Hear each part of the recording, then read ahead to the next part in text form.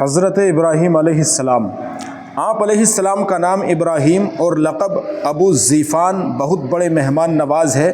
آپ علیہ السلام کا سلسلہ نسب اس طرح بیان ہوا: ابراہیم بن تاریخ ابن ناخور ابن سارو ابن رعوہ بن تاقو ابن عابر ابن شالح ابن ارنکشند ابن سام بن نوح۔ آپ علیہ السلام طوفان نوح کے 1709 سال بعد پیدا ہوئے اور حضرت عیسیٰ علیہ السلام سے تقریباً 2300 سال قبل شہر بابل کے قریب قصبہ کونی میں آپ علیہ السلام کی ولادت ہوئی، جبکہ تفسیر خزائن العرفان کے مطابق آپ علیہ السلام امواس کے علاقے مقام سوس میں پیدا ہوئے۔ آپ علیہ السلام کے والد اور چچا: حضرت ابراہیم علیہ السلام کے والد کا نام تاریخ اور والدہ کا نام امیلہ تھا۔ آزر آپ علیہ السلام کے چچا کا نام تھا جو کافر تھا اور حالت کفر میں ہی فوت ہوا۔ تو بخوبی واضح ہو گیا کہ حضرت ابراہیم علیہ السلام کے والد چونکہ کافر نہیں ہو سکتے، اس لیے آزر کو آپ علیہ السلام کا باپ کہنا قطعی درست نہیں، بلکہ آپ علیہ السلام کے والد تاریخ تھے۔ قرآن حکیم میں دادا، چچا اور باپ سب کے لیے ایک ہی لفظ اب یعنی باپ استعمال ہوا، جیسا کہ ارشاد باری تعالیٰ ہے: ام کنتم شہداء اذ حضر یعقوب الموت اذ قال لبنیہ ما تعبدون من بعدی قالوا نعبد الہک و الہ آبائک ابراہیم و اسماعیل و اسحاق۔ ترجمہ: کیا تم موجود تھے جب یعقوب پر موت کا وقت حاضر ہوا؟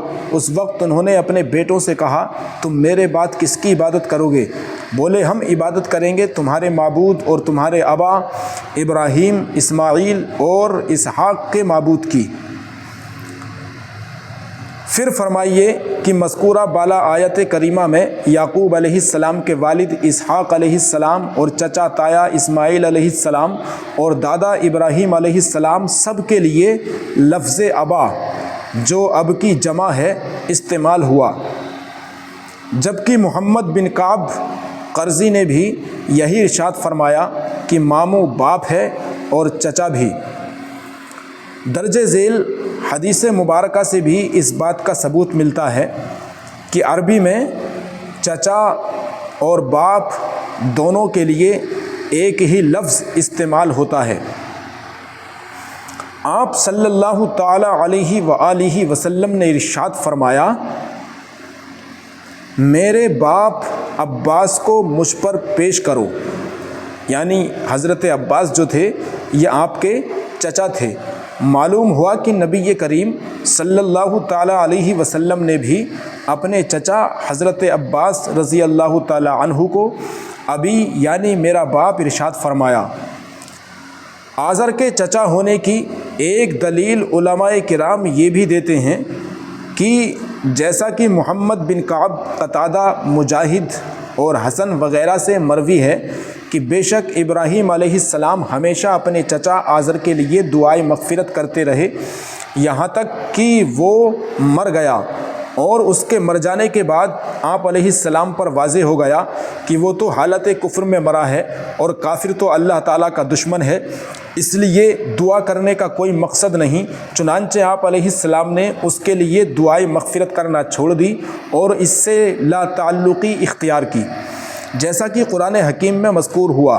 پھر جب واضح ہو گیا ابراہیم پر کہ وہ اللہ کا دشمن ہے تو اس سے تعلق توڑ دیا۔ اس کے بعد جب آزر مر گیا اور پھر مدت دراز کے بعد ایک موقع پر جب حضرت ابراہیم علیہ السلام نے اللہ کے حکم پر اپنے بیٹے حضرت اسماعیل علیہ السلام اور زوجہ بی بی ہاجرہ رضی اللہ تعالی عنہا کو مکہ مکرمہ چھوڑا تو وہاں آپ علیہ السلام نے کچھ دعائیں پڑھیں، جن میں ایک دعا یہ بھی شامل تھی کہ ربنا اغفر لی ولی والدیہ، اے ہمارے رب میری اور میرے والدین کی بخشش و مغفرت فرما۔ چنانچہ اس تمام صورتحال سے یہ بات بالکل واضح ہو گئی کہ آپ علیہ السلام نے اپنے چچا آزر کے لیے دعائے مغفرت کرنا چھوڑی تھی، اور اس دعا کے چھوڑنے کے عرصے دراز کے بعد بھی آپ علیہ السلام فرما رہے ہیں میرے اور میرے والدین کی مغفرت فرما، تو یقیناً یہ کہ آپ علیہ السلام کے حقیقی والدین کے لیے ہی تھی۔ یہ دعا آپ علیہ السلام کے حقیقی والدین کے لیے ہی تھی، جہاں والدین سے آپ علیہ السلام کے حقیقی والدین مراد ہیں۔ اگر آزر جو کافر اور اللہ کا دشمن ہے وہی آپ علیہ السلام کا حقیقی باپ ہے تو اس سے بیزاری کے بعد پھر اس کے لیے دعا کرنے کا کیا مطلب ہے؟ الغرض حضرت ابراہیم علیہ السلام کے والد کا نام طارق تھا جو توحید پرست تھے، جبکہ آزر آپ علیہ السلام کا چچا تھا جو کافر تھا اور خاندان کا بڑا ہونے کی وجہ سے اسے اب یعنی باپ کہا گیا، جو اکثر اقوام کے محاورے کے مطابق ہے۔ حضور اکرم صلی اللہ تعالیٰ علیہ وسلم کے آباء و اجداد کرام میں سے کوئی بھی کافر نہیں ہے۔ حکمت و دانائی اور زمین اور آسمان کا مشاہدہ۔ اللہ تعالیٰ نے حضرت ابراہیم علیہ السلام کو حکمت و دانائی سے سرفراز فرمایا اور آپ علیہ السلام کو زمین و آسمان کی تمام اشیاء کا مشاہدہ کرایا، اور انہوں نے زمین و آسمان میں تمام اشیاء کے حقائق کو ملاحظہ فرمایا کہ قرآن حکیم میں مذکور ہوا، اور یقیناً ہم نے مرحمت فرمائی تھی ابراہیم کو ان کی عنائی اس سے پہلے، اور ہم ان کو خوب جانتے تھے، یعنی وہ اس مقام و مرتبہ کے لائق تھے۔ اور اس طرح ہم ابراہیم کو دکھاتے ہیں ساری بادشاہی آسمانوں اور زمین کی، اور اس لیے کہ وہ میں الیقین والوں میں ہو جائے۔ اندھیرا ایک تارا دیکھا، پھر آپ نے اندھیری رات میں ایک تارا دیکھا، بولے اسے میرا رب ٹھہراتے ہو؟ پھر جب وہ ڈوب گیا تو آپ نے کہا مجھے خوش نہیں آتے، مجھے پسند نہیں آتے ڈوبنے والے۔ پھر جب چاند چمکتا دیکھا، بولے اسے میرا رب بتاتے ہو؟ پھر جب وہ ڈوب گیا کہا اگر مجھے میرا رب ہدایت نہ کرتا تو میں بھی انہی گمراہوں میں ہوتا۔ پھر جب سورج جگمگاتا دیکھا، بولے اسے میرا رب کہتے ہو؟ یہ تو ان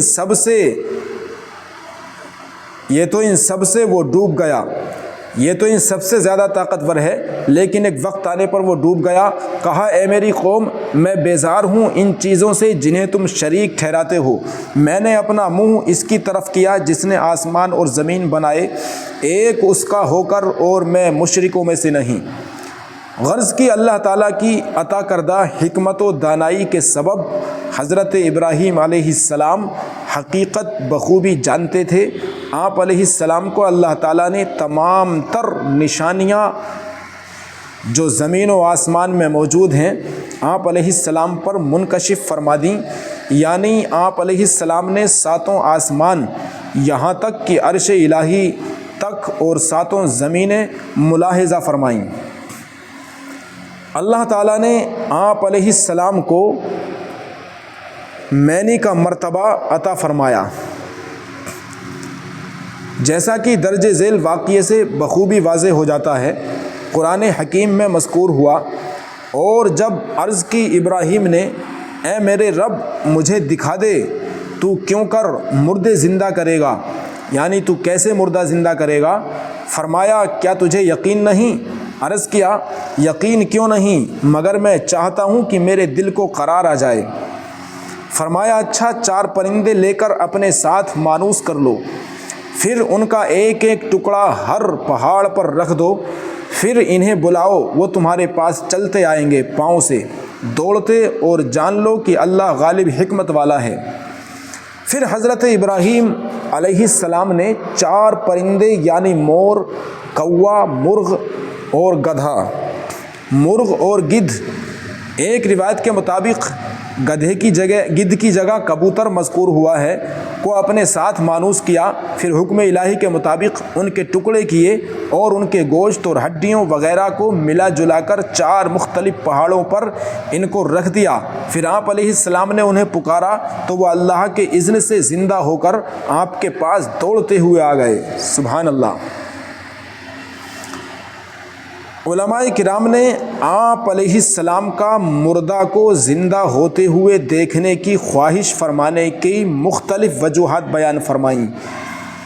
جس کا نتیجہ یہ نکلتا ہے کہ نبی کا علم شک سے پاک ہوتا ہے، لہٰذا آپ علیہ السلام کا یہ سوال فرمانا کسی شک کی بنا پر نہ تھا، بلکہ ایک وجہ یہ تھی کہ کسی کو بھی آپ علیہ السلام سے یہ کہنے کا حق نہ ہو کہ تم نے مردوں کو زندہ ہوتے نہیں دیکھا، تو پھر تمہارے علم پر کیسے یقین کر لیا جائے۔ چنانچہ آپ علیہ السلام نے اپنے رب سے فرمایا، اے اللہ، تو کس طرح مردوں کو زندہ کرتا ہے، ان کو میرے سامنے زندہ کر کہ میں دیکھوں، تاکہ میری دلیل کافروں پر ظاہر ہو جائے۔ چنانچہ اللہ تعالیٰ نے آپ علیہ السلام کی دعا کو قبول فرمایا۔ شرح مسلم وغیرہ میں ہے۔ بت پرستی کا بطلان۔ حضرت ابراہیم علیہ السلام کی قوم بت پرستی کی لعنت میں مبتلا تھی، چنانچہ حضرت ابراہیم علیہ السلام نے اعلان نبوت فرماتے ہی سب سے پہلے اپنے چچا یعنی آزر کو دعوت اسلام دی، اور پھر باقی قوم کو حق کی طرف بلایا اور بت پرستی ترک کرنے اور اللہ تعالیٰ کو حق اکیلا معبود ماننے کی نصیحت فرمائی۔ جیسا کہ پہلے مذکور ہوا کہ آزر ابراہیم علیہ السلام کا چچا تھا جو بت تراش تھا، مگر عربی قاعدے کے مطابق اسے قرآن حکیم میں باپ کہہ کر پکارا گیا، جیسا کہ قرآن پاک میں مذکور ہوا۔ اور یاد کرو جب ابراہیم نے اپنے باپ یعنی چچا آزر سے کہا، کیا تم بتوں کو خدا بناتے ہو؟ بے شک میں تمہیں اور تمہاری قوم کو کھلی ہوئی گمراہی میں پاتا ہوں۔ لہٰذا ابراہیم علیہ السلام نے جب اپنے باپ یعنی چچا سے کہا، اے میرے باپ، کیوں اس کو پوچھتا ہے جو نہ سنے نہ دیکھے اور کچھ تیرے کام نہ آئے؟ اے میرے باپ، بے شک میرے پاس وہ حکم آیا جو تیرے پاس نہیں آیا، تو میری تابعداری کر، میں تجھے سیدھی راہ دکھاؤں۔ اے میرے باپ، شیطان کا بندہ نہ بن، بے شک شیطان رحمان کا نافرمان ہے۔ اور ان پر خبر پڑھو ابراہیم کی، جب اس نے اپنے باپ آزر اور اپنی قوم سے فرمایا، تم کیا پوچھتے ہو؟ بولے، ہم بتوں کو پوچھتے ہیں۔ پھر ان کے سامنے آئین مار دیتے ہیں۔ فرمایا، کیا وہ تمہاری سنتے ہیں جب تم پکارو یا تمہارا کچھ بھلا برا کرتے ہیں؟ بولے، بلکہ ہم نے اپنے باپ دادا کو ایسا ہی کرتے ہوئے پایا۔ فرمایا، تو کیا تم دیکھتے ہو یہ جنہیں پوج رہے ہو، تم اور تمہارے باپ اگلے باپ دادا، بے شک وہ سب میرے دشمن ہیں مگر پروردگار عالم۔ اور ابراہیم کو یاد کرو جب آپ نے فرمایا، اپنی قوم کو عبادت کرو اللہ تعالیٰ کی اور اس سے ڈرتے رہا کرو، یہی بہتر ہے تمہارے لیے اگر تم حقیقت جانتے ہو۔ تم تو پوجا کرتے ہو اللہ تعالیٰ کو چھوڑ کر بتوں کی، اور تم کھڑا کرتے ہو نرا جھوٹ۔ بے شک جن کو تم پوچھتے ہو اللہ تعالیٰ کو چھوڑ کر وہ مالک نہیں تمہارے رزق کے، پس طلب کیا کرو اللہ تعالیٰ سے رزق کو اور اس کی عبادت کیا کرو اور اس کا شکر ادا کیا کرو، اسی کی طرف تم لوٹائے جاؤ گے۔ اور اگر تم جھٹلاتے ہو تو یہ کوئی نئی بات نہیں، جھٹلایا اپنے نبیوں کو ان امتوں نے بھی جو تم سے پہلے تھیں، اور رسول پر فرض نہیں بجز اس کے کہ وہ اللہ کا حکم صاف طور پر پہنچا دیں۔ یاد کرو جب آپ نے کہا اپنے باپ اور اپنی قوم سے کہ یہ کیا مورتیاں ہیں جن کی تم پوجا پاٹ پر جمے بیٹھے ہو؟ وہ بولے، پایا ہے ہم نے اپنے باپ دادا کو کہ وہ ان کے پجاری تھے۔ آپ نے فرمایا، بلا شبہ تم اور تمہارے باپ دادا کھلی ہوئی گمراہی میں ہو۔ جب انہوں نے کہا اپنے باپ اور اپنی قوم کو کہ تم کس کی پوجا کرتے ہو، کیا جھوٹے گڑھے ہوئے خدا اللہ تعالیٰ کے علاوہ چاہتے ہو؟ پس تمہارا کیا خیال ہے سارے جہانوں کے پروردگار کے بارے میں؟ اور اس کی قدرت کی نشانیوں میں سے رات بھی ہے اور دن بھی، سورج بھی ہے اور چاند بھی۔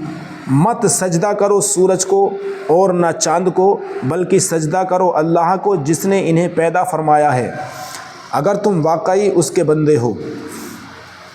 غرض کی حضرت ابراہیم علیہ السلام نے اپنی قوم کے سامنے بت پرستی اور گمراہی کا بتلان فرمایا اور انہیں نہایت لطیف اور پیارے انداز میں سمجھایا کہ ایسی مورتیوں کی عبادت جو نہ ہی اپنی پوجا کرنے والے کی دعا سن سکتی ہیں اور نہ ان کی عبادتوں کو دیکھ سکتی ہیں اور نہ ہی کسی قسم کی مدد کرنے کی قدرت رکھتی ہیں، عقل مندی نہیں، ایسا بے جان پتھر جسے تم خدا ٹھہراتے ہو، مجھے ان سے کوئی واسطہ نہیں، یہ سوچنے سمجھنے اور کچھ کر گزرنے کی صلاحیت سے محروم ہیں، یعنی یہ کچھ بھی نہیں کر سکتے۔ یہ دراصل تمہارے ہی ہاتھوں کی تراشیدہ اور تمہاری ہی بنائی ہوئی مصنوعہ ہیں، کیونکہ تمہارا خدا ہو سکتی ہیں اور لائق عبادت و پرستش ہو سکتی ہیں۔ ابراہیم علیہ السلام نے اپنی قوم کو، جن میں ستارہ پرست اور سورج پرست وغیرہ بھی شامل تھے، فرمایا یہ روشن ستارے اور چاند و سورج جو چمکتے دمکتے نظر آتے ہیں، ان کی یہ چمک دمک پیدا کرنے والا رب تعالیٰ ہے، جس نے ان کی تخلیق فرمائی اور انہیں وقت مقررہ تک چمک اور دمک عطا فرمائی۔ یہ مخلوق ہے جسے اللہ تعالیٰ نے وقت مقررہ پر طلوع و غروب ہونے کا سلسلہ بخشا۔ یہ طلوع ہوتے ہیں تو غروب بھی ہوتے ہیں، جبکہ پروردگار عالم تو وہ ہے جو ہمیشہ سے ہے اور ہمیشہ رہے گا، اسے زوال نہیں، وہ قائم و دائم ہے اور وہی لائق عبادت ہے، اور کائنات کی تمام اشیاء اس کی صنعت گرمی کا منہ بولتا ثبوت ہیں، اس کی صنعت گری کا منہ بولتا ثبوت ہیں۔ آپ علیہ السلام نے بتوں کے پجاریوں سے مناظرہ فرمایا اور ان بتوں کی بے بسی اور ان کے نقائص کو بیان فرمایا، انہیں شرک کی اس لعنت سے آگاہ فرمایا اور انہیں اس کے خطرناک نتائج سے آگاہ کیا۔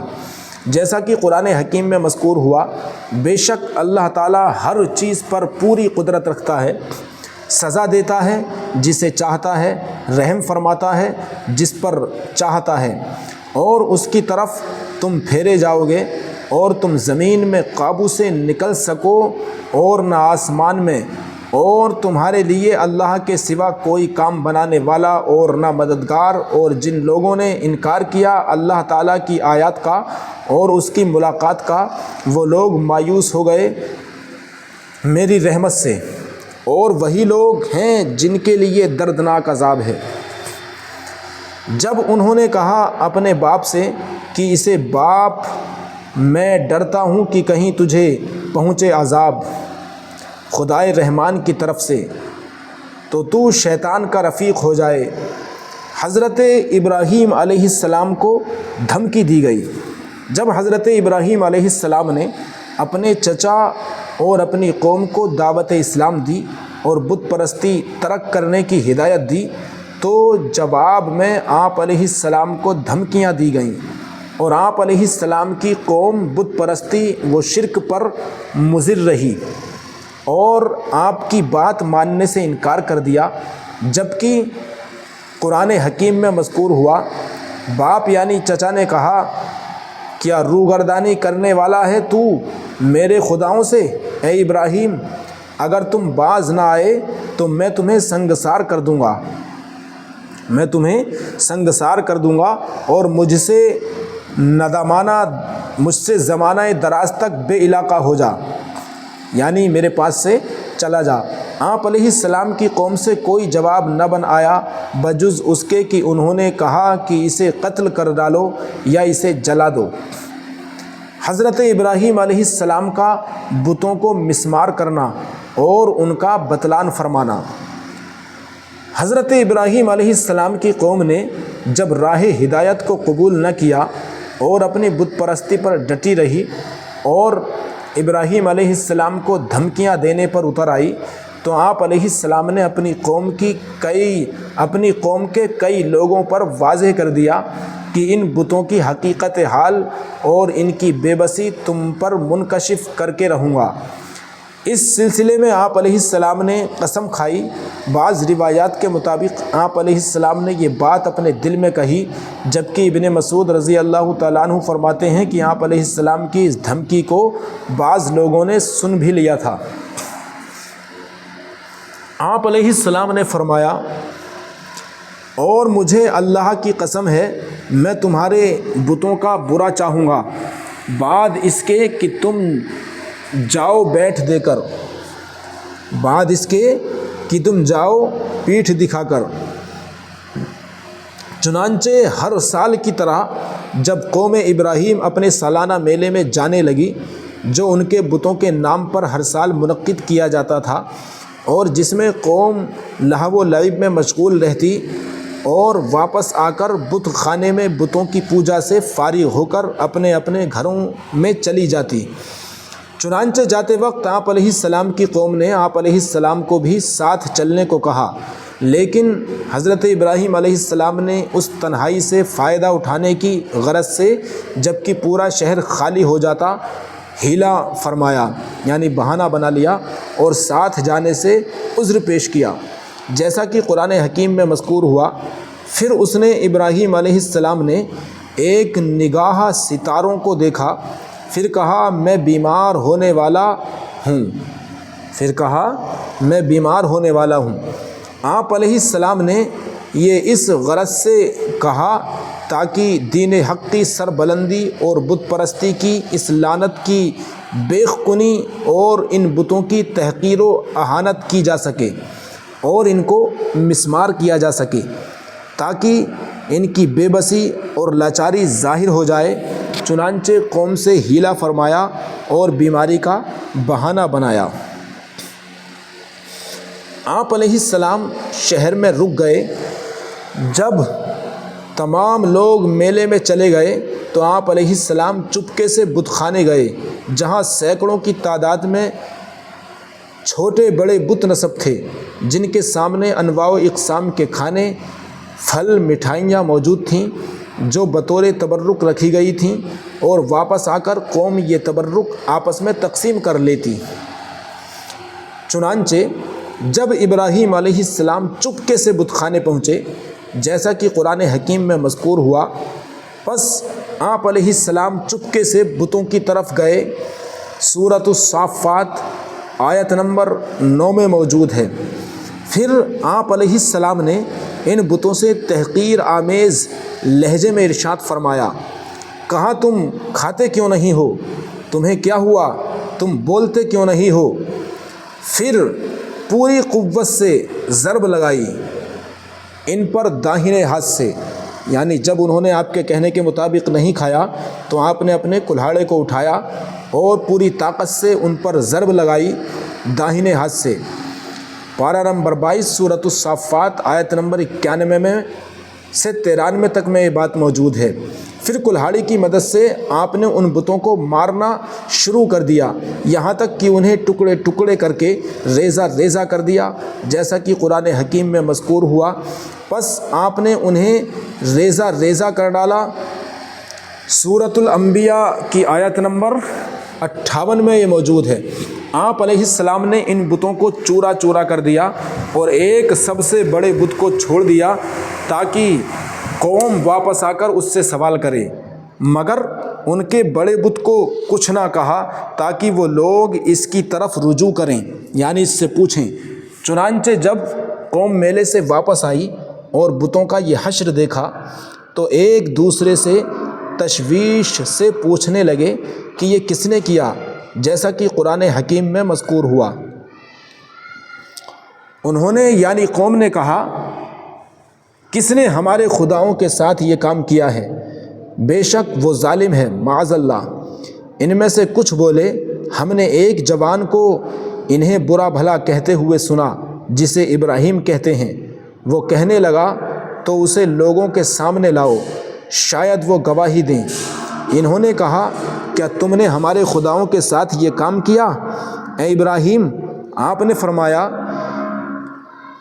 ان کے اس بڑے نے کیا ہوگا، یعنی جس کے کاندھے پر کلہاڑا رکھا ہے، تو ان سے پوچھو اگر بولتے ہیں۔ تو انہوں نے اپنے نفسوں کی طرف رجوع کیا اور بولے، بے شک تم ہی ظالم ہو، معاذ اللہ۔ پھر اپنے سروں کے بل اوندھے گرے کہ تمہیں خوب معلوم ہے کہ یہ بولتے نہیں۔ تو آپ علیہ السلام نے فرمایا، کیا اللہ کے سوا ایسے کو پوچھتے ہو جو نہ تمہیں نفع دے اور نہ نقصان پہنچائے؟ تف ہے تم پر اور ان بتوں پر جن کو اللہ کے سوا پوچھتے ہو، تو کیا تمہیں عقل نہیں؟ آپ نے فرمایا کہ اس سے پوچھو جس کے کاندھے پر کلہاڑا رکھا ہے، تو لوگوں نے کہا یہ بولتا نہیں۔ آپ کی طرف دوڑتے ہوئے آئے یہ لوگ۔ ابراہیم علیہ السلام نے فرمایا کیا تم پوچھتے ہو انہیں جنہیں تم خود تراشتے ہو، حالانکہ اللہ نے تمہیں بھی پیدا کیا اور جو کچھ تم کرتے ہو۔ غرض کی حضرت ابراہیم علیہ السلام نے بتوں کو مسمار کیا اور ان کی تحقیر فرمائی۔ قوم پر یہ بات واضح کر دی کہ جنہیں تم پوچھتے ہو وہ جب اپنی حفاظت نہیں کر سکتے تو تمہاری کیا کریں گے، اور جو نہ بولنے اور سننے کی صلاحیت سے محروم ہیں تو تمہاری بیتا کیا سنیں گے، اور اپنے اوپر پڑنے والی افتاد کیسے بیان کریں گے۔ یہ حقیر مورتیاں تمہارے ہی ہاتھوں سے تراشی گئی ہیں، کیوں کر تمہاری معبود ہو سکتی ہیں۔ لیکن قوم کو یہ عقل نہ آئی اور وہ یہ سمجھنے کے لیے تیار ہی نہیں ہوئے کہ جس نے انہیں ریزہ ریزہ کر دیا وہ اس کا کچھ نہ بگاڑ سکے اور نہ ہی اپنے آپ کو بچا سکے، پھر ہم کیوں ایسوں کی عبادت کرتے ہیں۔ غرض کی قوم اپنی گمراہی پر قائم رہی اور یہ ماننے کے لیے تیار نہ ہوئی کہ جنہیں وہ خود لکڑی اور پتھر سے گڑھ کر بناتے ہیں، جبکہ بنانے والے بھی مخلوق، اور جن بتوں کو بنا رہے ہیں وہ بھی مخلوق، تو ایک مخلوق دوسری مخلوق کا خدا کیوں کر بن سکتی ہے، کیونکہ لائق عبادت تو وہی ہو سکتا ہے جو خالق ہو، جس نے سب کو بنایا ہو اور جسے کسی نے نہ بنایا ہو۔ حضرت ابراہیم علیہ السلام کو آگ میں ڈالا جانا اور اس کا ٹھنڈا ہو جانا۔ حضرت ابراہیم علیہ السلام کے دعوت حق دینے اور بت پرستی کا بطلان فرمانے اور بت پرستی کی بیخ کنی فرمانے کے لیے بتوں کی اہانت و تحقیر اور تذلیل کرنے کے نتیجے میں قوم طیش میں آ گئی اور اس نے ابراہیم علیہ السلام کو سزا دینے اور آگ میں جلا کر مارنے کا فیصلہ کیا، جیسا کہ قرآن حکیم میں مذکور ہوا۔ سب یک زبان ہو کر بولے جلا ڈالو اس کو اور مدد کرو اپنے خداؤں کی اگر تم کچھ کرنا چاہتے ہو۔ جب آپ کو آتش کدے میں پھینکا گیا تو ہم نے حکم دیا اے آگ ٹھنڈی ہو جا اور سلامتی کا باعث بن جا ابراہیم کے لیے۔ انہوں نے تو ابراہیم کو گزند پہنچانے کا ارادہ کیا، لیکن ہم نے ان کو ناک رگڑنے پر مجبور کر دیا، سارے کے سارے کافروں کو۔ بولے اس کے لیے ایک عمارت چنو پھر اسے بھڑکتی آگ میں ڈال دو، تو انہوں نے اس پر ارادہ چلا، ہم نے انہیں نیچا کر دکھا دیا۔ چنانچہ قوم کے اس فیصلے کے بعد حضرت ابراہیم علیہ السلام کو قید کر دیا گیا اور حتی الامکان تمام جگہوں سے لکڑیاں جمع کرنا شروع کر دی گئیں، یہاں تک کہ 40 روز تک لکڑیاں جمع ہوتی رہیں۔ اس دوران ایک بوڑھی عورت جو بیمار ہوئی تو اس نے منت مانی کہ جب میں شفا یاب ہو جاؤں گی تو ابراہیم کو جلانے کے لیے لکڑیاں لاؤں گی۔ حضرت ابراہیم علیہ السلام کو آگ میں جلانے کے لیے جو 4 دیواری بنائی گئی اس کی بلندی 30 ذرا 45 فٹ اور چوڑائی 20 ذرا 30 فٹ تھی۔ تمام لوگ 40 دن تک لکڑیاں اکٹھی کرتے رہے، یہاں تک کہ لکڑیوں کی وافر مقدار جمع ہو گئی تو ان میں آگ جلا دی گئی۔ یہ آگ اس قدر شدید تھی کہ اس کی تپش اور جلن سے اس کے اوپر سے کوئی پرندہ فضا میں نہیں اڑ سکتا تھا۔ لکڑیاں سرخ انگاروں کی شکل اختیار کر گئیں اور شعلے آسمان کو چھونے لگے اور اس کی حرارت اتنی دور دور تک پھیل گئی کہ آگ کے قریب جانا ممکن نہ رہا۔ چنانچہ کفار اسی سوچ میں غلطاں تھے کہ ابراہیم علیہ السلام کو آگ میں کیسے پھینکیں۔ چنانچہ شیطان نے ان کو یہ ترکیب بتائی کہ ایک منجنیق تیار کی جائے اور ابراہیم علیہ السلام کو منجنیق میں رکھ کر آگ میں پھینک دیا جائے۔ یہ سب سے پہلی منجنیق ہے جو بنائی گئی اور بعد میں جنگوں میں استعمال کی گئی اور اس میں پتھر بھر کر دشمنوں پر پھینکے جاتے تھے۔ اس منجنیق کو جس شخص نے بنایا اللہ تعالیٰ نے اسے زمین میں دھنسا دیا اور وہ قیامت تک یوں ہی دھنستا جائے گا۔ حضرت ابراہیم علیہ السلام کو رسیوں سے جکڑ دیا گیا اور آگ میں پھینکا جانے لگا۔ اس وقت حضرت ابراہیم علیہ السلام ذکر الہی میں مشغول رہے اور زبان پر یہ الفاظ جاری تھے: لا الہ الا انت سبحانک رب العالمین لک الحمد ولک الملک لا شریک لہ۔ ترجمہ: تیرے سوا کوئی معبود نہیں، تو پاک ہے اور رب العالمین ہے، تمام تعریف تیرے لیے ہی ہیں، سب چیزیں تیری ہی ملک میں، تیرا کوئی شریک یا تیرا کوئی شریک نہیں ہے۔ جب ابراہیم علیہ السلام کو منجنیق میں رکھ کر شعلوں میں پھینکا گیا تو آپ علیہ السلام کی زبان مبارک سے معاً یہ الفاظ نکلے: حسبنا اللہ ونعم الوکیل۔ ابن کثیر اور بخاری شریف کے اندر یہ موجود ہے۔ کافروں نے جب آپ علیہ السلام کو شعلوں میں دیکھا تو اللہ تعالیٰ نے آگ کو حکم دیا: اے آگ، ابراہیم پر ٹھنڈی اور سلامتی والی ہو جا۔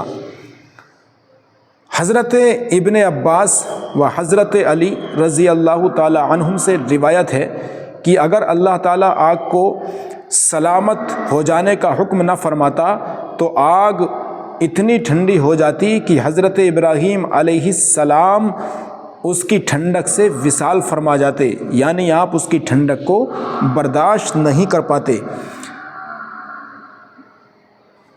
تو اس کی ٹھنڈک اتنی سخت اور شدید ہو جاتی اگر اللہ تعالیٰ یہ نہ فرماتا کہ ابراہیم پر سلامتی والی ہو جا۔ کعب الاخبار فرماتے ہیں: اس دن زمین والے آگ سے کوئی فائدہ حاصل نہ کر سکے، دنیا کے اندر جتنی آگ تھی سب ٹھنڈی ہو گئی، صرف وہ رسی جلی تھیں جس سے ابراہیم علیہ السلام کے ہاتھ پاؤں باندھے گئے تھے۔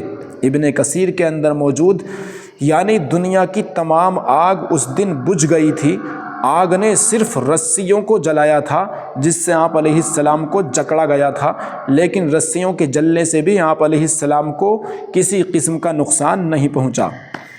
ضحاک فرماتے ہیں کہ جبرائیل علیہ السلام بھی حضرت ابراہیم علیہ السلام کے ساتھ تھے۔ آپ علیہ السلام نے اپنے چہرے کو پوچھا لیکن پسینہ تک آپ کے چہرہ مبارک پر نہیں تھا۔ روایات میں آتا ہے کہ جب ابراہیم علیہ السلام کو آگ میں ڈالا گیا تو آگ باہر جلتی رہی، لیکن اس کی حرارت ابراہیم علیہ السلام تک نہ پہنچ سکی، بلکہ آگ کے اندر ایک باغ بنا دیا گیا۔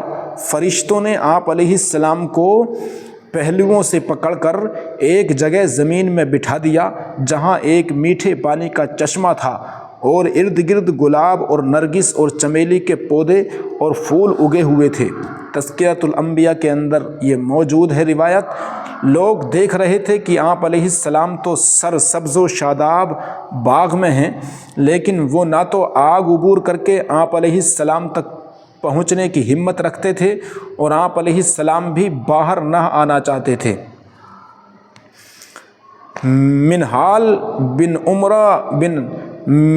بن عمرو سے مروی ہے کہ حضرت ابراہیم علیہ السلام 40 یا 50 دن آگ میں رہے اور آپ علیہ السلام نے فرمایا کہ آگ میں اپنے کیے دنوں میں جتنا میں خوش رہا اور میں نے عیش و عشرت کی، اتنا عیش مجھے پوری زندگی میں کبھی حاصل نہیں ہوا۔ اللہ تعالیٰ نے سائے پر مقرر فرشتے کو ابراہیم علیہ السلام کی ہی شکل میں ان کے پاس بھیجا کہ وہ آپ علیہ السلام کے پاس بیٹھیں تاکہ وہ اس سے انس حاصل کریں اور آپ علیہ السلام کو تنہائی سے گھبراہٹ محسوس نہ ہو۔ آپ علیہ السلام کے پاس جبرائیل علیہ السلام جنت سے ایک ریشمی قمیص لائے اور کہا: اے ابراہیم، بے شک آپ علیہ السلام کا رب کہتا ہے، کیا آپ کو معلوم نہیں کہ میرے محبوبوں کو آگ نقصان نہیں پہنچا سکتی؟ حضرت ابو ہریرہ رضی اللہ تعالیٰ عنہ سے روایت ہے کہ ابراہیم علیہ السلام کے والد نے جب اپنے بیٹے کو اس حالت میں دیکھا، جب حضرت ابراہیم علیہ السلام کے والد نے اپنے بیٹے کو اس حالت میں دیکھا تو کہا: اے ابراہیم، تیرا پروردگار ہی بہترین پروردگار ہے۔ حضرت اکرمہ رضی اللہ تعالیٰ عنہ سے روایت ہے کہ ابراہیم علیہ السلام کی والدہ نے جب آپ علیہ السلام کو اس حالت میں دیکھا تو آواز دی، اے میرے بیٹے میں تیرے پاس آنا چاہتی ہوں، آپ اللہ سے دعا کریں وہ آپ کے ارد گرد آگ سے مجھے نجات دے۔ آپ علیہ السلام نے فرمایا ہاں آئیے۔ وہ آپ کے پاس جا پہنچیں اور آگ کے شعلوں نے انہیں چھوا تک نہیں۔ آپ نے ابراہیم علیہ السلام کو اپنے بازوؤں میں بھینچ لیا، بوسے دیے اور واپس آ گئیں۔ چھپکلی کا آگ کو پھونکے مارنا۔ رسول اللہ صلی اللہ تعالیٰ علیہ وسلم نے چھپکلیاں مارنے کا حکم دیا اور فرمایا کہ یہ ابراہیم علیہ السلام پر آگ جلانے کے لیے پھونکے مارتی تھیں۔ بخاری شریف میں یہ موجود ہے۔ حضرت سعد رضی اللہ تعالیٰ عنہ سے مروی ہے، بے شک رسول اللہ صلی اللہ تعالیٰ علیہ وسلم نے چھپکلی کو قتل کرنے کا حکم دیا اور اس کو بری چیز کے نام سے تعبیر فرمایا۔ مسلم شریف میں یہ موجود ہے۔ حضرت عائشہ صدیقہ رضی اللہ تعالی عنہا سے روایت ہے کہ حضرت ابراہیم علیہ السلام کو جب آگ میں ڈالا گیا تو تمام حشرات الارض اور جانور آگ بجھانے کی کوشش کرنے لگے سوائے چھپکلی کے۔ یہ ابراہیم علیہ السلام پر آگ جلانے کے لیے پھونکے مارنے لگی۔ امام احمد ایک اور سند سے بھی اس حدیث مبارکہ کو روایت کرتے ہیں کہ حضرت عائشہ صدیقہ رضی اللہ تعالی عنہا نے خبر دی کہ رسول اللہ صلی اللہ تعالی علیہ وسلم نے ارشاد فرمایا، چھپکلیوں کو مارو، بے شک یہ ابراہیم علیہ السلام کے لیے آگ روشن کرنے کے لیے پھونکے مارتی تھی۔ نمرود کی گمراہی۔ نمرود جو ابراہیم علیہ السلام کے زمانے میں بادشاہ وقت تھا، اپنے رب ہونے کا دعوے دار بن بیٹھا تھا اور انتہائی سرکش، باغی، جابر اور فساد پرست بادشاہ تھا۔ دنیاوی عیش و عشرت، حکمرانی و اقتدار کی لذت اور جہالت و گمراہی کے سبب اس نے ابراہیم علیہ السلام کی دعوت حق کا انکار کیا۔ اللہ کی وحدانیت و معبودیت ماننے کے بجائے خود ہی خدا بن بیٹھا اور یہ دعویٰ کرنے لگا کہ صرف میں ہی خدا ہوں۔ رعایا سے اپنے آپ کو خدا کہلوانے لگا۔ حضرت ابراہیم علیہ السلام کو جب آگ میں پھینکا گیا اور وہ آگ گل گلزار بن گئی تو نمرود یہ منظر اپنے محل کی بلندی سے دیکھ رہا تھا۔ اس نے دیکھا کہ ابراہیم علیہ السلام باغ میں بیٹھے ہوئے ہیں اور ایک شخص یعنی فرشتے کو بھی آپ علیہ السلام کے پاس بیٹھے ہوئے دیکھا اور آپ علیہ السلام کے ارد گرد لکڑیوں کو جلتے ہوئے آگ کے شعلے بھڑکتے ہوئے دیکھ کر آپ علیہ السلام کو پکارنے لگا، اے ابراہیم کیا تم اس آگ سے نکل سکتے ہو؟ آپ علیہ السلام نے فرمایا ہاں نکل سکتا ہوں۔ اس نے آزمانے کے لیے کہا اٹھو اور نکل آؤ۔ ابراہیم علیہ السلام اٹھے اور چلتے چلتے آگ سے نکل آئے۔ نمرود نے آپ علیہ السلام سے پوچھا کہ تمہارے پاس تمہاری ہی شکل کا دوسرا آدمی کون تھا؟ آپ علیہ السلام نے فرمایا وہ سائے پر مقرر فرشتہ تھا جسے اللہ تعالیٰ نے میرے پاس اس لیے بھیجا تھا کہ مجھے اکیلے ہونے سے کسی قسم کی کوئی گھبراہٹ نہ ہو بلکہ میں اس سے انس حاصل کروں۔ نمرود نے کہا جب میں نے تمہارے رب کی عزت و قدرت کو دیکھا تو میں نے نظر مانی کہ میں تمہارے رب کا قرب حاصل کرنے کے لیے قربانی کروں، اس لیے میں تمہارے رب کے حضور 4000 گائے کی قربانی پیش کر رہا ہوں۔ ابراہیم علیہ السلام نے فرمایا جب تک تم اپنے دین پر قائم ہو اس وقت تک تمہاری قربانی قبول نہیں کرے گا۔ اس نے کہا میں اپنی بادشاہی کو نہیں البتہ قربانی ضرور کروں گا۔ اس نے اپنی نظر کے مطابق 4000 گائے ذبح کر دیں، البتہ ربر قائم رہا اور ایمان کی دولت سے محروم ہی رہا، یعنی اپنی ہٹ دھرمی پر قائم رہا۔ حجہ میں ہے ابراہیم علیہ السلام نے نمرود کو حق باطل کی پہچان دلانے کے لیے نمرود سے مناظرہ کیا جس کا ذکر قرآن حکیم میں موجود ہے۔ ارشاد باری تعالیٰ ہے کیا نہ دیکھا آپ نے اے حبیب اسے جس نے جھگڑا کیا ابراہیم سے ان کے رب کے بارے میں اس وجہ سے کہ دی اسے اللہ نے بادشاہی۔ جب کہا ابراہیم علیہ السلام نے اس سے کہ میرا رب وہ ہے جو جلاتا ہے اور مارتا ہے۔ اس نے کہا میں بھی جلا سکتا ہوں اور مار سکتا ہوں۔ ابراہیم علیہ السلام نے فرمایا کہ اللہ تعالیٰ نکالتا ہے سورج کو مشرق سے تو نکال لا اسے مغرب سے۔ یہ سن کر ہوش اڑ گئے اس کافر کے، اور اللہ تعالیٰ ہدایت نہیں دیتا ظالم قوم کو۔ جب حضرت ابراہیم علیہ السلام نے کہا اگر تو خدا ہے، معبود ہے، تو سورج کو پچھم سے نکال دے، تو اس کے ہوش اڑ گئے۔ بعض روایات کے مطابق ابراہیم علیہ السلام نے نمرود سے یہ مناظرہ بتوں کے توڑنے کے بعد اور آگ میں ڈالنے سے پہلے کیا، جبکہ دوسری روایت کے مطابق جب آپ علیہ السلام آگ سے باہر تشریف لے آئے تو نمرود نے ابراہیم علیہ السلام سے پوچھا تھا کہ تمہارا رب کون ہے جس کی میں عبادت کروں؟ تو اس وقت ابراہیم علیہ السلام نے یہ مناظرہ کیا۔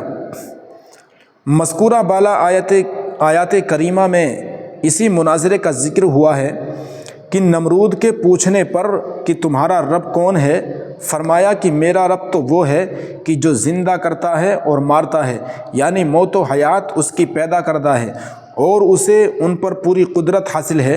جب نمرود سے اس دلیل پر کوئی جواب نہ بن پڑا تو مجمع کے سامنے شرمندگی سے بچنے کے لیے اس نے یہ کجی اختیار کی اور تکبر میں بھی زندہ کرتا ہوں، اور تکبر میں کہا کہ میں بھی زندہ کرتا ہوں اور مارتا ہوں۔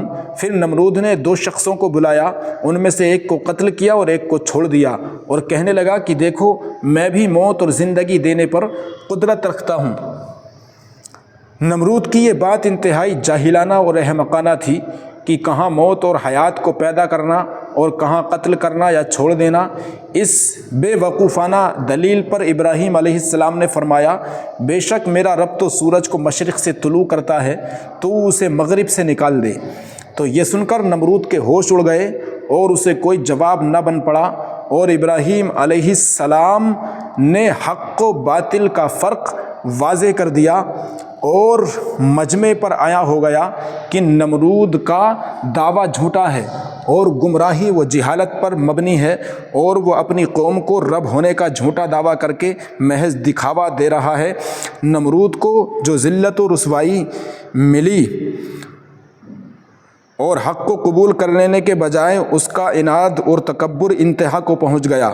جس دن مناظرہ ہوا اسی دن نمرود لوگوں میں عملہ تقسیم کر رہا تھا۔ ابراہیم علیہ السلام سے کہنے لگا میرے پاس تمہارے لیے کوئی غلہ نہیں، تم اپنے رب سے مانگو، وہی تمہیں غلہ دے گا جس کی تم عبادت کرتے ہو۔ ابراہیم علیہ السلام واپس گھر جانے لگے تو ریت کے ایک ٹیلے کی طرف گئے اور وہاں سے 2 بوریاں ریت کی بھر لیں، اور سوچا کہ گھر والے یہی سمجھیں گے کہ میں کچھ لے کر آیا ہوں۔ چنانچہ آپ علیہ السلام گھر آئے، بوریاں رکھیں اور ٹیک لگا کر آرام کرنے لگے، یہاں تک کہ نیند آ گئی۔ آپ علیہ السلام کی زوجہ محترمہ سارہ رضی اللہ تعالی عنہا اٹھیں اور دونوں بوروں کو دیکھا کہ دونوں بورے بہترین غلے سے بھرے ہوئے تھے۔ آپ رضی اللہ تعالی عنہ نے کھانا تیار کیا۔ جب ابراہیم علیہ السلام بیدار ہوئے تو کھانا دیکھ کر دریافت فرمایا یہ کھانا کہاں سے آیا ہے؟ تو حضرت سارہ رضی اللہ تعالی عنہ نے فرمایا جو آپ لے کر آئے ہیں اس سے نکال کر پکایا ہے۔ سو آپ علیہ السلام سمجھ گئے کہ یہ اللہ تعالیٰ کی عطا ہے جس سے اللہ تعالیٰ نے انہیں نوازا ہے۔ نمرود اور اس کی قوم کو عذاب۔ زید بن اسلم فرماتے ہیں کہ اللہ تعالیٰ نے اس سرکش بادشاہ کی طرف ایک فرشتہ بھیجا تاکہ وہ اسے اللہ پر ایمان لانے کا حکم دے، لیکن نمرود نے اس کی بات ماننے سے انکار کر دیا۔ فرشتے نے پھر اسے اللہ کی طرف بلایا کہ تیرا رب کہتا ہے تو مجھ پر ایمان لا، میں تیری سلطنت برقرار رکھوں گا۔ وہ بولا میں ہی رب ہوں، میرا رب بھلا کون ہے؟ فرشتے نے پھر تیسری مرتبہ ایمان کی طرف بلایا لیکن نمرود پھر بھی نہیں مانا۔ تب فرشتے نے کہا تو اپنا لشکر جمع کر لے، میں اپنا لشکر جمع کرتا ہوں۔ نمرود نے سورج کے طلوع ہوتے ہی اپنا لشکر اکٹھا کر لیا، لیکن اللہ کی طرف سے نمرود اور اس کی قوم پر اللہ کا عذاب بھیج دیا گیا۔ یہ عذاب مچھروں کی شکل میں ان پر مسلط ہوا۔ مچھر اس قدر کثیر تعداد میں تھے کہ ان سے سورج چھپ گیا اور زمین پر دھوپ نہ پڑتی تھی۔ مچھروں کی اس فوج نے ان کے گوشت کاٹ کھائے اور خون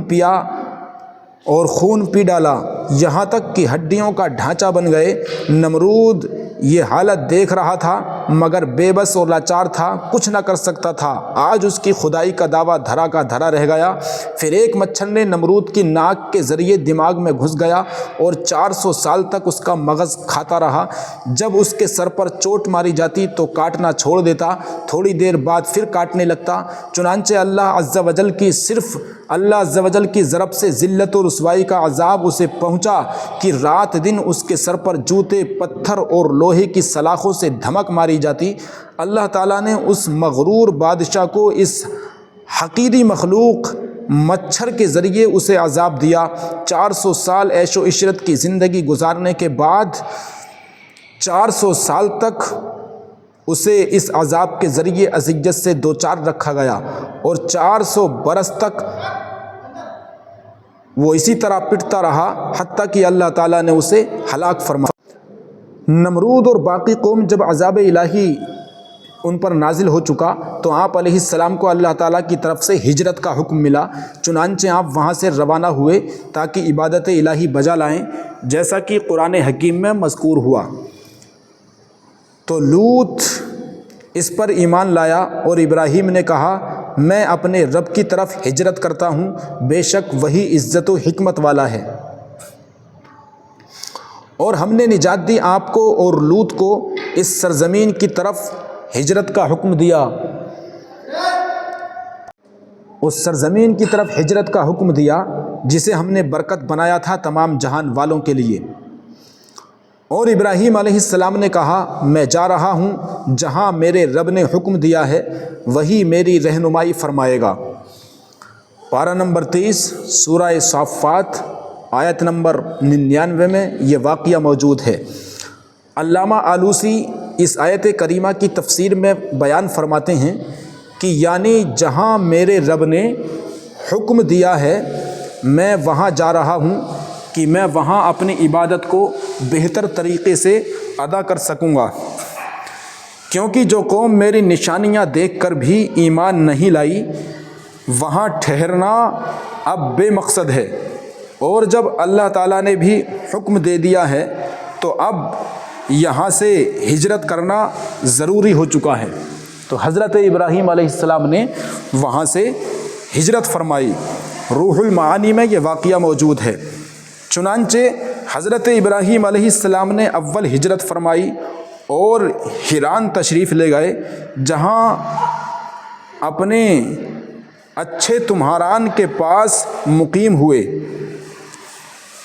اور آپ علیہ السلام کے چچا کی بیٹی حضرت سارہ رضی اللہ تعالی عنہا سے آپ علیہ السلام کا نکاح ہو گیا۔ حضرت سارہ بہت ہی خوبصورت تھیں۔ روایت کے مطابق عورتوں میں سب سے زیادہ حسین حضرت سارہ رضی اللہ تعالی عنہا تھیں۔ حضرت ابراہیم علیہ السلام نے جب وہاں بھی دعوت تبلیغ دینا شروع فرمائی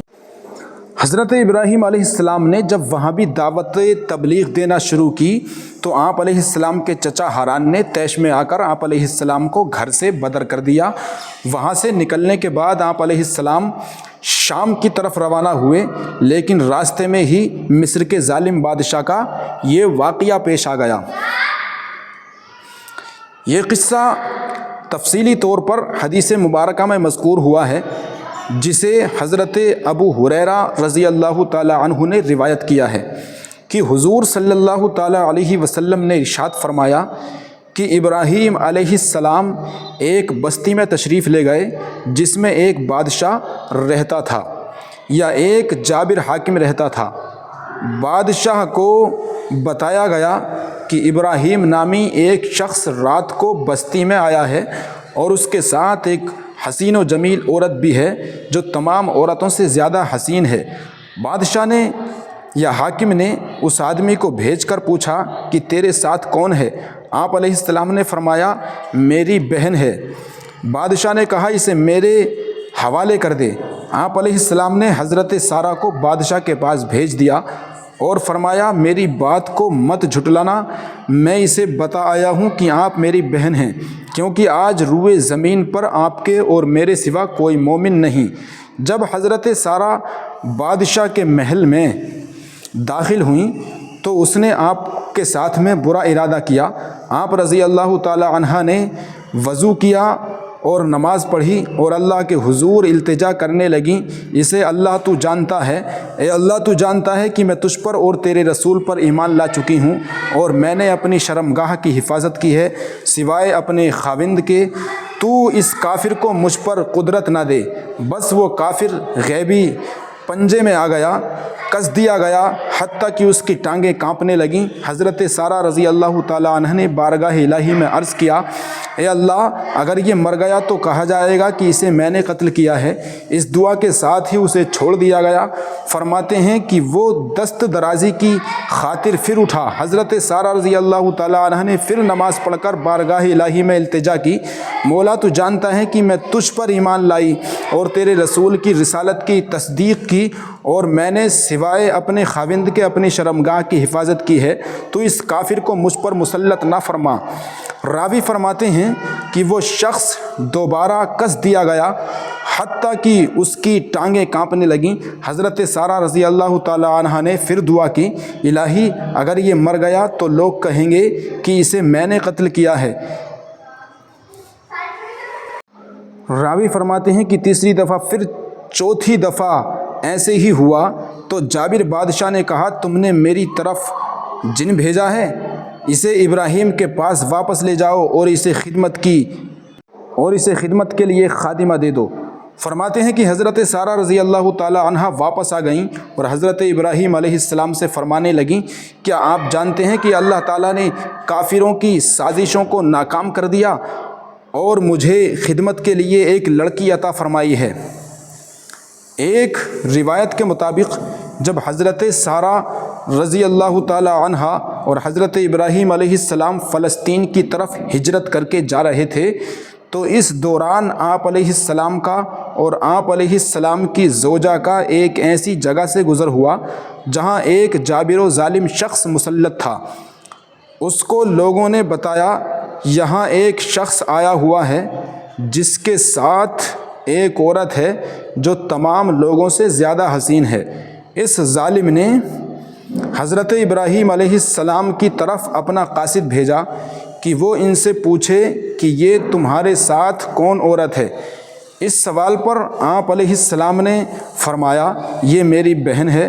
پھر آپ علیہ السلام حضرت سارہ رضی اللہ تعالی عنہ کے پاس آئے، ان کو کہا، اگر ظالم کو پتہ چل گیا کہ تم میری زوجہ ہو تو وہ جبراً تمہیں مجھ سے چھین لے گا۔ اگر وہ تم سے سوال کرے اس کو خبر دینا کہ تم میری بہن ہو، اس لیے کہ اسلام میں تم میری بہن ہو، کیونکہ روئے زمین پر میرے اور تمہارے علاوہ کوئی مومن نہیں۔ اس ظالم نے حضرت سارہ رضی اللہ تعالی عنہ کے پاس اپنا قاصد بھیج کر ان کو اپنے پاس بلا لیا۔ حضرت ابراہیم علیہ السلام نے کھڑے ہو کر نماز ادا کرنی شروع فرما دی۔ حضرت سارہ رضی اللہ تعالی عنہ جب اس ظالم کے پاس پہنچی، اس نے آپ رضی اللہ تعالی عنہ کی طرف اپنا ہاتھ بڑھانا چاہا، لیکن وہ اللہ کی گرفت میں آ گیا، پاگلوں کی طرح ہو گیا اور اس کا گلا گھٹ گیا، منہ سے جھاگ بہنے لگے اور وہ ایڑیاں رگڑنے لگا۔ اس نے حضرت سارہ رضی اللہ تعالی عنہ کو کہا کہ تم میرے لیے دعا کرو، میں تمہیں تکلیف نہ پہنچاؤں گا۔ آپ رضی اللہ تعالیٰ عنہ نے اللہ تعالیٰ سے دعا کی، وہ ٹھیک ہو گیا۔ اس نے دوبارہ ہاتھ بڑھانے کی کوشش کی، لیکن وہ پہلے کی طرح رب تعالیٰ کی گرفت میں آ گیا یا اس سے بھی زیادہ۔ اس نے پھر حضرت سارہ رضی اللہ تعالیٰ عنہ سے دعا کرنے کی درخواست کی۔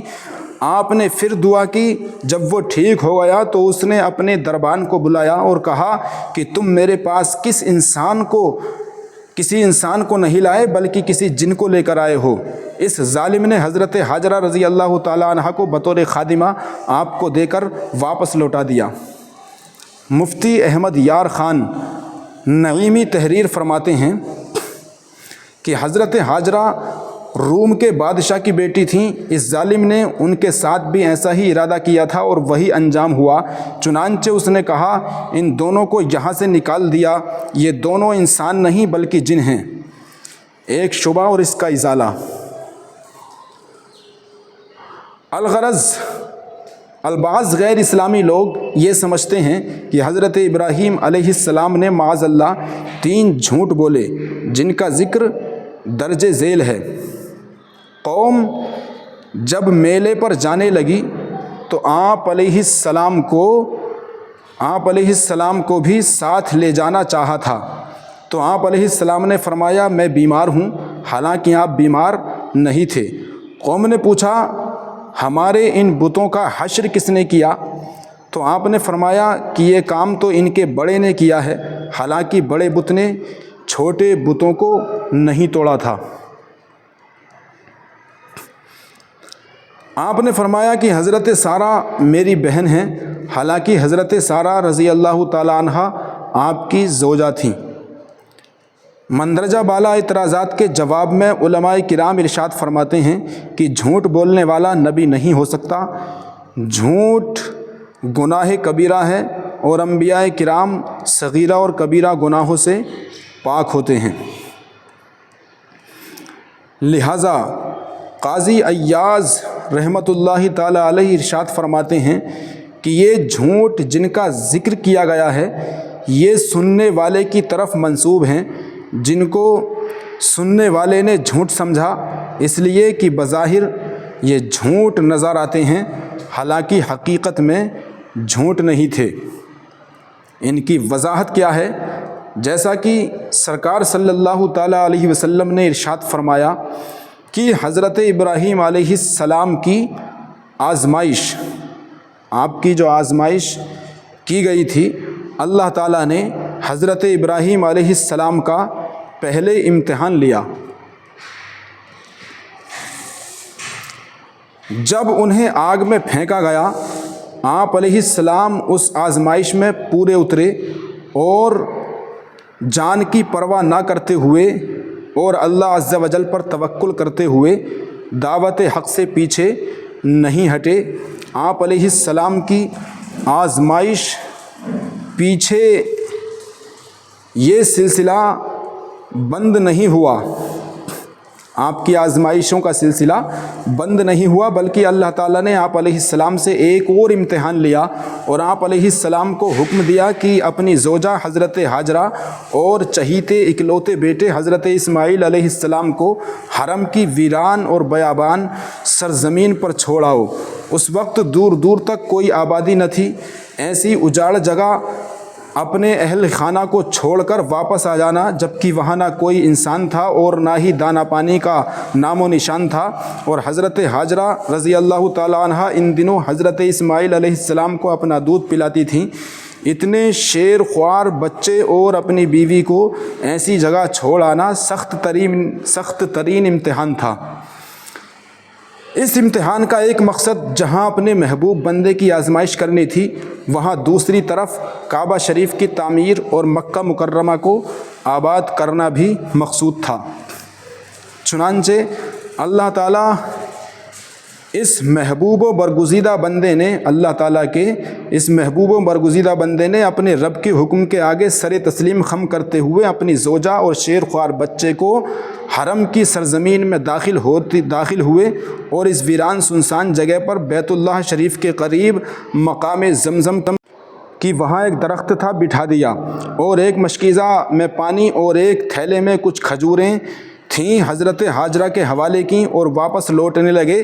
حضرت ہاجرہ رضی اللہ تعالیٰ عنہا نے مڑ کر ان کے کہا کہ مجھے یہاں کس کے سہارے پر چھوڑ کر جا رہے ہیں کہ یہاں نہ کوئی ہمارا غمگسار ہے اور نہ ہی کوئی ضرورت کی چیز۔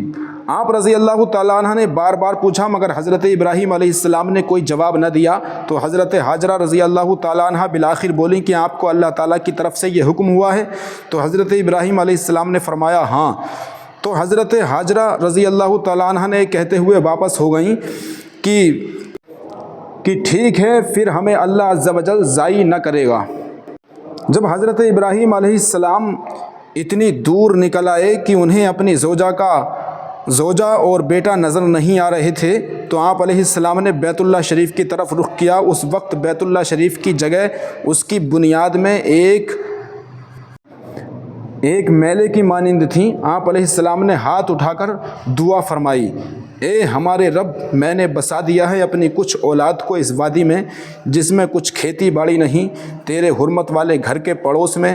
اے ہمارے رب، یہ اس لیے تاکہ وہ نماز قائم کریں، پس کر دے لوگوں کے دلوں کو کہ وہ شوق اور محبت سے ان کی طرف مائل ہوں، اور انہیں رزق دے پھلوں سے تاکہ وہ تیرا شکر ادا کریں۔ غرض کی حضرت ہاجرہ اپنے بیٹے اسماعیل علیہ السلام کو دودھ پلاتی رہیں، مشکیزے کا پانی اور کچھ کھجوریں جو تھے وہ کچھ دنوں میں ختم ہو گئیں۔ حضرت ہاجرہ رضی اللہ تعالیٰ عنہ بھوکی پیاسی ہو گئیں، جس کے سبب دودھ بننا بھی ختم ہو گیا، اور آپ رضی اللہ تعالیٰ عنہ کے ساتھ ساتھ بچہ بھی بھوک اور پیاس سے بلک اٹھا۔ بچے کی تڑپ اور پیاس